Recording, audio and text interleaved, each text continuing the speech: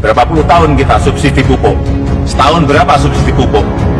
30-an triliun. Berapa Bu Menteri Keuangan? 33 triliun setiap tahun. Retenya apa? Kita beri pupuk itu kembaliannya ke kita apa? Apakah produksi melompat naik? 33 triliun. Kita tanya kembaliannya apa? 5 tahun berapa triliun berarti? 10 tahun sudah berapa triliun? Kalau 10 tahun sudah 330 triliun. Bapak, Ibu, dan saudara-saudari, angka itu besar sekali. Artinya tolong ini dievaluasi. Ini ada yang salah.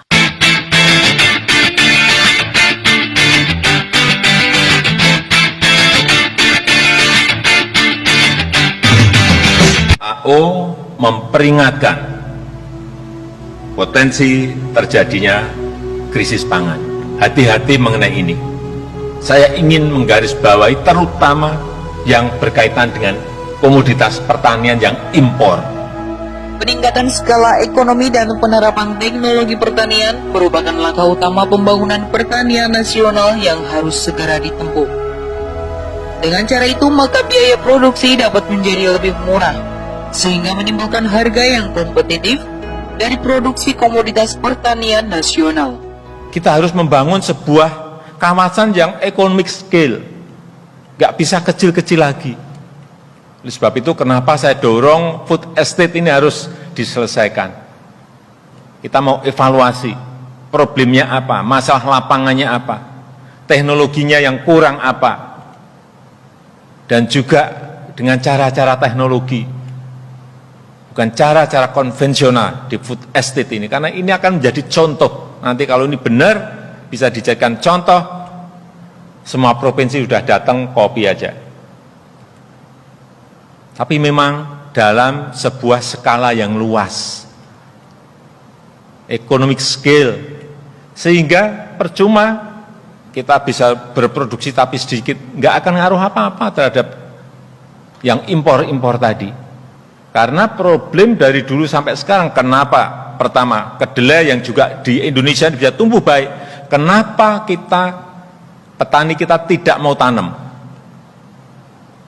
Karena harganya kalah dengan yang kedelai impor. Kalau petani suruh menjual dengan harga yang impor, ini harga pokok produksinya nggak nutup. Sehingga harus dalam jumlah yang besar agar harganya bisa melawan yang harga impor. Bawang putih, kenapa dulu kita produksi bawang putih banyak dan sekarang petani nggak mau tanam bawang putih? Karena harganya kalah dengan harga bawang putih impor. Wonosobo, dulu bawang putihnya banyak. Di NTB, bawang putihnya banyak. Kenapa nggak bisa diperluas dalam jumlah yang besar sehingga bisa melawan harga impor? Ada competitive price-nya. Kalau harga tidak kompetitif, ya kan sulit kita bersaing. Di masa pandemi saat ini, sektor pertanian menempati posisi sentral. Apalagi dengan penduduk Indonesia yang sejumlah lebih dari 270 juta jiwa, mengharuskan pengelolaan pertanian dijalankan dengan baik dan serius. Presiden mengatakan pembangunan pertanian sudah harus segera dilakukan secara detail, utamanya terkait komoditas yang saat ini masih memerlukan impor. Pembangunan pertanian ini tak lagi bisa hanya dilakukan dengan menggunakan cara-cara konvensional yang sudah bertahun-tahun dilakukan.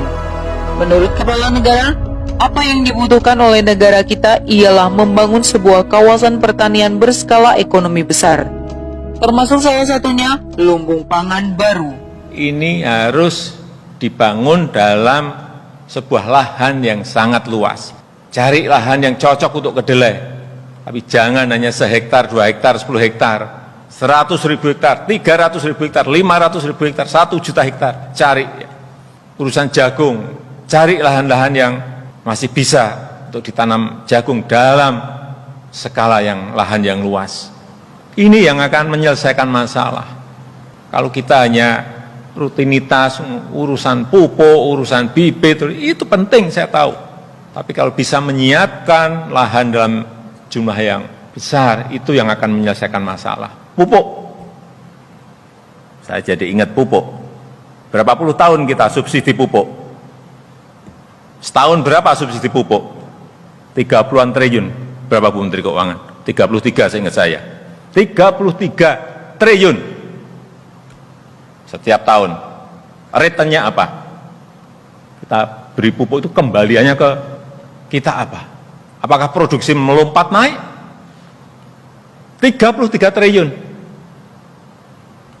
Saya tanya kembaliannya apa? 5 tahun berapa triliun berarti? 10 tahun sudah berapa triliun? Kalau 10 tahun sudah 330 triliun. Bapak, Ibu, dan saudara-saudara lihat, angka itu besar sekali. Artinya tolong ini dievaluasi, ini ada yang salah. Saya sudah berkali-kali meminta ini. Itulah cara-cara pembangunan pertanian kita yang harus kita tuju. Skala luas, economic scale, teknologi dipakai betul, teknologi pertanian, sehingga harga pokok produksinya nanti bisa bersaing dengan harga komoditas yang sama dari negara-negara lain. Ini baru yang namanya benar. Kepala negara melihat bahwa permasalahan utama yang dihadapi para petani lokal selama ini ialah tidak kompetitifnya harga komoditas yang mereka hasilkan. Biaya pokok produksi yang tinggi oleh karena produksi yang dilakukan dalam jumlah sedikit menyebabkan komoditas lokal kalah bersaing dengan komoditas impor.